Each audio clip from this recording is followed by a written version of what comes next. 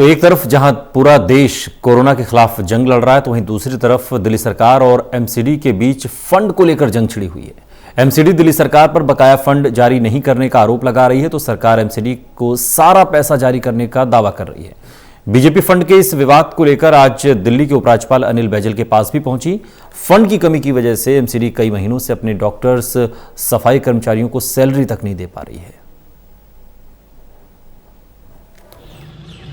दिल्ली सरकार और एमसीडी के बीच एक बार फिर फंड को लेकर विवाद शुरू हो गया है। एमसीडी ये कह रही है कि दिल्ली सरकार ने उनका बकाया अभी तक जारी नहीं किया है, लेकिन सरकार ये दावा कर रही है कि वो एमसीडी को सारा पैसा जारी कर चुकी है। इसी मुद्दे को लेकर आज प्रतिपक्ष के नेता राम सिंह बिदुड़ी ने एलजी से मुलाकात की है। उनके साथ नॉर्थ एमसीडी के जो स्टैंडिंग कमेटी के चेयरमैन जयप्रकाश, दोनों लोगों ने एलजी से इस मुद्दे को लेकर मुलाकात की है। सर, क्या बातचीत हुई एलजी से और क्या कुछ कहा आपने उनसे अपने इस पूरे मुद्दे को लेकर?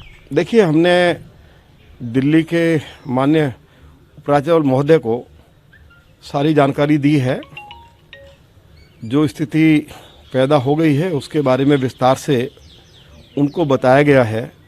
जहाँ तक नॉर्थ एमसीडी की बात है, पिछले 2 महीने से नॉर्थ एमसीडी में हॉस्पिटल्स में जो डॉक्टर्स हैं, नर्सिज हैं, लगभग 27,000 सफाई कर्मचारी हैं, उनको वेतन नहीं दिया गया है। और इस हालात में वो लोग पूरी ईमानदारी और निष्ठा के साथ काम कर रहे हैं। हमने उपराज्यपाल महोदय से यही प्रार्थना की है कि तीनों म्युनिसिपल कॉरपोरेशंस को जो भी उनका बकाया है उसको दिल्ली सरकार तुरंत इन तीनों म्युनिसिपल कॉरपोरेशंस को वो पैसा उपलब्ध कराए। यही मांग हमने उनसे की है और मैं उम्मीद करता हूं कि उपराज्यपाल महोदय से मुलाकात के बाद पक्के तौर पे कुछ ना कुछ उनके स्तर पर कार्रवाई जरूर होगी। और क्योंकि मेरे साथ नॉर्थ एमसीडी के स्टैंडिंग कमेटी के चेयरमैन श्री जयप्रकाश जी मेरे साथ थे, तो ये और आपको जानकारी दे। दिल्ली सरकार तो कह रही है कि हमने तो सारा फंड जारी कर दिया, कोई फंड बकाया नहीं है एमसीडी का।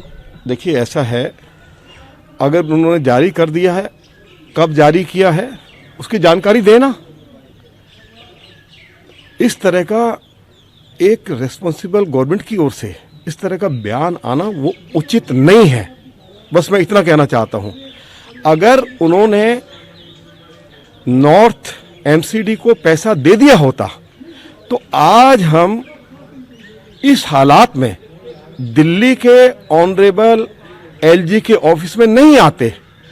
और चेयरमैन स्टैंडिंग कमेटी ने उनको चिट्ठी लिखी है, एक बार नहीं अनेकों बार, लेकिन अभी तक एक पैसा भी नहीं दिया गया है।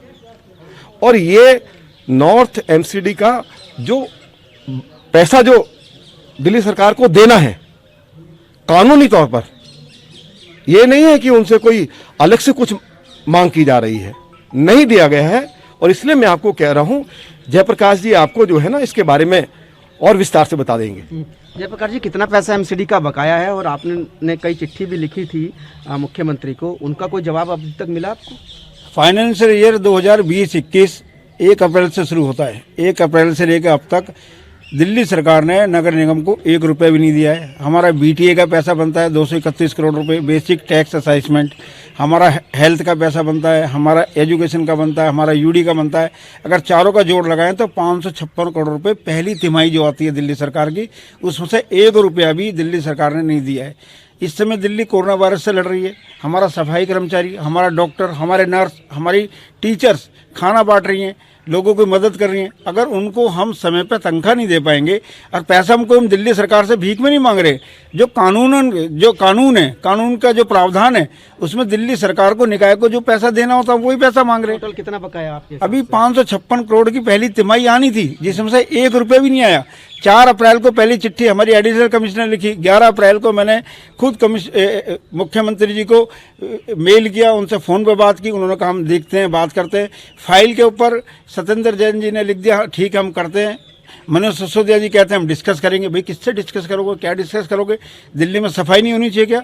दिल्ली में सफाई कर्मचारियों की जरूरत नहीं है क्या?